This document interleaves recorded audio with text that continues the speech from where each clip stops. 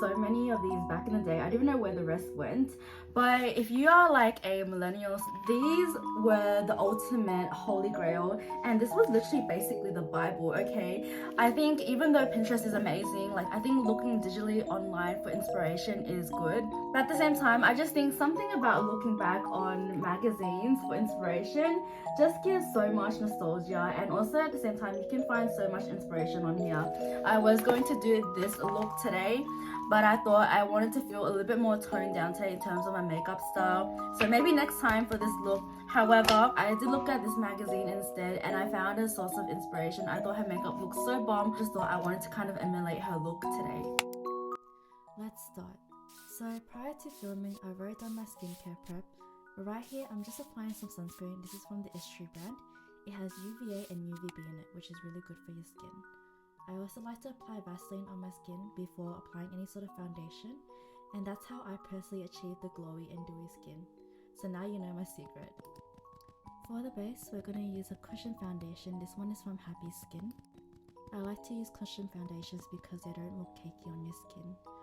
Next up, we're going to do my brows. So when it comes to brows, I like to lightly fill it in because my brows are already naturally bushy.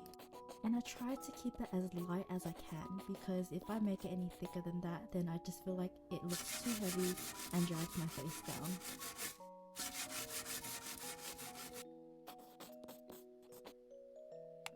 Next up is concealer. I like to apply this after my foundation. Before, I used to apply it before my foundation, so I thought it made my skin look more cakier and it showed more texture. So nowadays, I like to apply my concealer after my foundation. That way, if there's anything I need to cover, then I will do that after the foundation, instead of just applying more and more concealer. Also, when it comes to concealer and foundation, I don't like to apply too much on my forehead.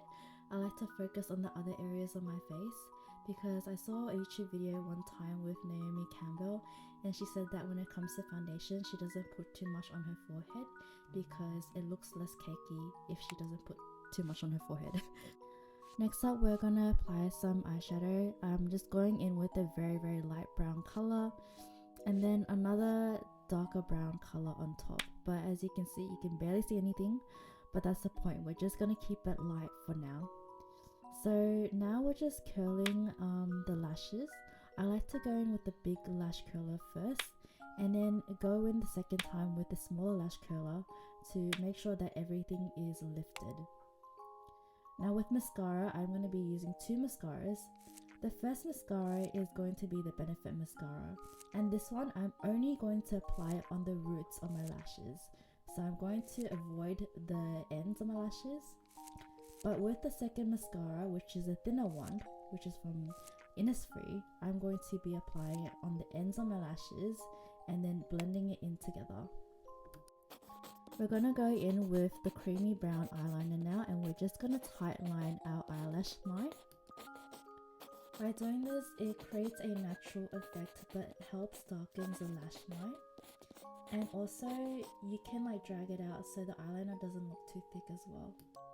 Now I'm just going in with the brown eyeshadow and just applying it towards the end and then blending it in with the eyeliner. I'm going back to the brows because I forgot to do this step, but I'm just using a brow gel now to lighten the brows.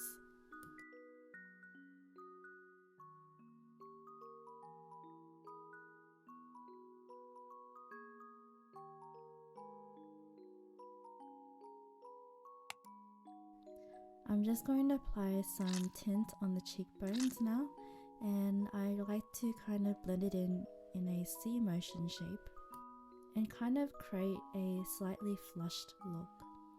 Now when it comes to blush, I like using liquid blush because personally I feel like it doesn't look too patchy and it's easy to blend and apply on. Then I go in with a lighter color, but this time I apply it right under the eyes.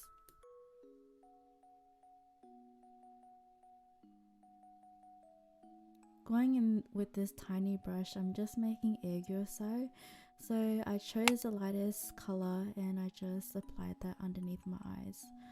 And then I'm gonna go in and apply it on my tear ducts as well. So that's the eyes done, and I'm just gonna finish it off with some lip gloss This is the tint from Peri Pera, and I like to apply that in the center of my lips. To finish off the lips, I like to apply lip gloss. This one is from Kiss Cosmetics, and I like to apply it all over the lips. So there it is, that is the finished look. What do you guys think? Personally, I love it.